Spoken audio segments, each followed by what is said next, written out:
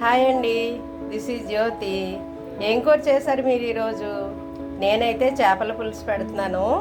ఈ పద్ధతిలో కనుక మీరు చేపల పులుసు పెడితే చాలా అద్దిరిపోద్దండి టేస్ట్. ఒకసారి చూద్దామా ప్రాసెస్ ఏ విధంగా ఉందో.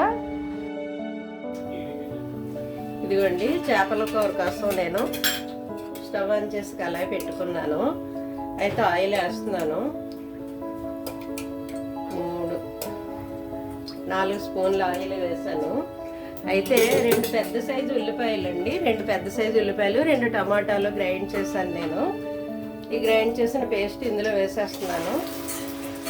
అంటే ఇది గ్రేవీ బాగుంటుంది ఇలా గ్రైండ్ చేస్తేనే. ఉల్లిపాయలు ముక్కలుగా వేస్తే బాగోదు, ముక్కలు కనిపిస్తాయి కదా.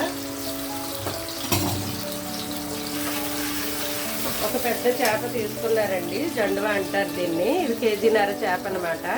ఇదిగో ఫ్రెష్గా ఉంది, ముక్కలు కోయించారు, బాగుంది. ఈ ఉల్లిపాయలు వేగేటప్పుడే మనం ఇందులో పసుపు సాల్ట్ యాడ్ చేద్దామండి. ఇదిగో కొద్దిగా పసుపు వేస్తున్నాను, ఒక 1/2 టీ స్పూను, ఎక్కువ అవసరం లేదు పసుపు. సాల్ట్ కూడా వేస్తున్నాను నేను, కూరకు సరిపడా సాల్ట్ వేసేస్తున్నాను. 1 టీ స్పూన్ ఫుల్గా వేసాను.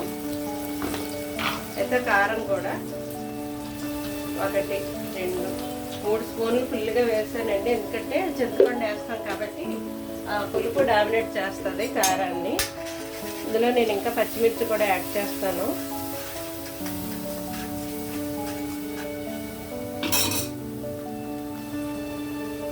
ఇదిగోండి, ఇది కొంచెం పచ్చిదనం పోయింది, వేగింది కదా ఉల్లిపాయ టమాటా గ్రేవ్. ఇప్పుడు నేను చింతపండు యాడ్ చేస్తున్నాను. ఒక పెద్ద నిమ్మకాయ సైజ్ అంతా చింతపండు తీసుకుని నేను రసం తీసి పెట్టుకున్నాను. చింతపండు రసం పెద్ద నిమ్మకాయ సైజ్ అంతా.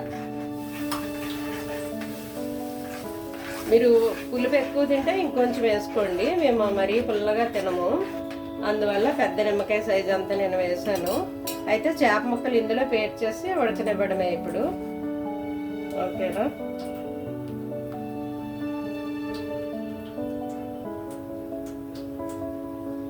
కలిసిపోకుండా ఈ విధంగా ముక్కలు మనం పేస్ట్ చేసుకోవాలన్నమాట.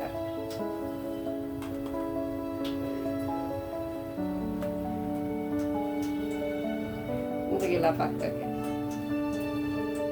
ఓకే, తర్వాత దీంట్లో నేను పచ్చిమిర్చి చీలికలు వేస్తున్నాను. ఇది చేపలో నీరు ఊరుతుందండి, అందువల్ల నేను చింతపండు పులుపు తగ్గించేసాను. అదే వాటర్ ఎక్కువ వేయలేదు, చేపలో నీరు ఊరుతుంది. ఇలా పచ్చిమిర్చి చీలికలు 5-6 పచ్చిమిర్చి, మీరు తినే కారాన్ని బట్టి వేసుకోండి. నేనైతే 6 పచ్చిమిర్చి వేసాను. ఇదిగో దీంట్లో కరివేపాకు వేసేస్తున్నాను. తర్వాత కొంచెం కొత్తిమీర కూడా యాడ్ చేస్తాను. ఇది కడిగే పెట్టుకున్నానండి కొత్తిమీర కరివేపాకు. ఇప్పుడు దీన్ని ముక్కలు వేస్తాం కాబట్టి ఇలా అనాలి, గరిటతో కలుపుకున్నాను. కలిపితే జాగ్రత్తగా ముక్కకి మధ్యలో జస్ట్ ఇలా కదపాలంతే, కలిపేయకూడదు.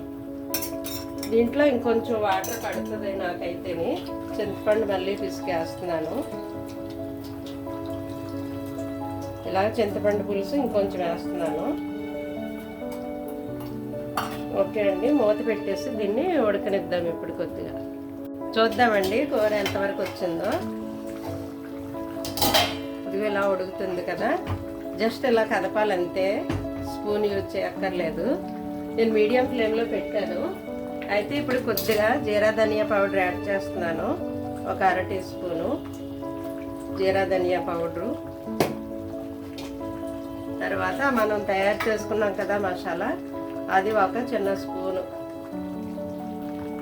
స్పూన్లో సగం వేసాను. ఒకసారి దీన్ని మళ్ళీ మనం ఇలా కదుపుదాము. జస్ట్ ఇలా కదిపితే చాలు. మీరు గరిటతో కదపాలనుకుంటే మధ్యలో ఇలా పెట్టి ఇలా అనండి. జస్ట్ ముక్కకి మధ్యలో ఇలా అనడమే అంతే. ఈ ముక్క మీద ఇది ఉండిపోయింది కాబట్టి పులుసు ఇలా వేయడమే, ఈ మసాలా ఇందులోకి వెళ్ళేలాగా. ఇప్పుడు ఇంకా 2 మినిట్స్ ఇది దగ్గరికి కొంచెం పులుసు ఎగిరిన తర్వాత కొత్తిమీర వేసి ఆఫ్ చేద్దాం. చూద్దామండి మన ఫిష్ కర్రీ ఎంతవరకు వచ్చిందో. అయిపోయిందండి. ఇవి మాత్రం పులుసు ఉండాలి. ఇది చేపల పులుసు. ఈ మాత్రం పులుసు ఉండాలి. నాకైతే ఉప్పు సరిపోతుంది. మీకు సరిపోయిందో లేదో చూసుకోండి. ఫైనల్గా కొత్తిమీర వేసి ఉడికేటప్పుడు కొంచెం వేస్తాను, మళ్ళీ ఫైనల్గా కొంచెం వేస్తున్నాను. నాకైతే ఉప్పు సరిపోతుంది. మీరు ఉప్పు సరిపోయిందో లేదో చూసుకొని ఆపేయడమే. అయిపోయింది. Thank you for watching.